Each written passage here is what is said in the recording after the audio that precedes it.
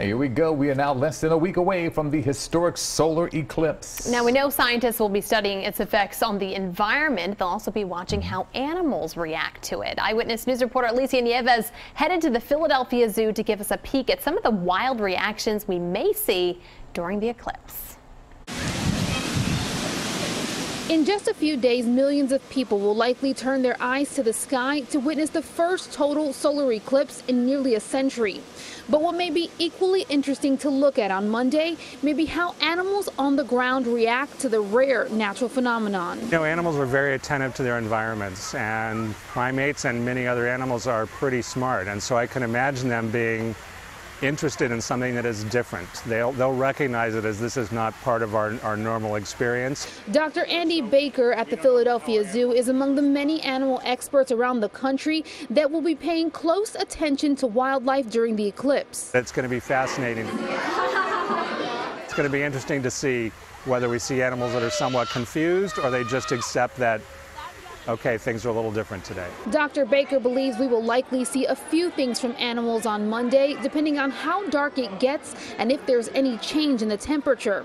Those changes could trick these normally nocturnal barn owls at the zoo into suddenly waking up and being active. Conversely, animals that tend to rest as nightfall approaches, they may suddenly start heading in when the eclipse suddenly causes it to get darker midday, giving you a chance to potentially see a flock of peacocks, for example, go from lounging on the ground to racing up trees where they sleep. One team of researchers in 1984, during a different kind of eclipse, an annular eclipse, observed chimps climbing to the top of their enclosure, appearing to watch the eclipse, and then one stood up and gestured at the direction of the sun and the moon. So on Monday, there's a chance we could see some animals attempting to enjoy the eclipse as much as we will. It'll be interesting to watch. So, of course, our staff will be attentive to what's going on with the animals during this period.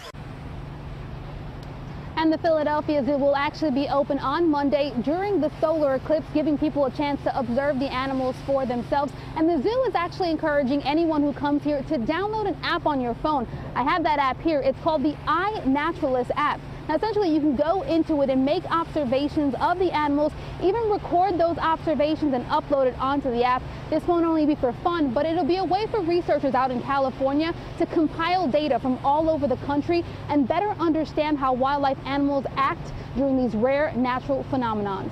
Reporting live in Philadelphia, Alicia Nieves, CBS 3 Eyewitness News. All right, interesting stuff. Thanks, Alicia. And every day in every newscast, we will have you covered with all the eclipse information you need. And tonight on Eyewitness News at 11, we'll have a look back at the last time there was a total solar eclipse in the U.S. and what it was like here in Philly. Stay with CBS 3 and CBSPhilly.com for Eclipse Fest, only here on CBS 3.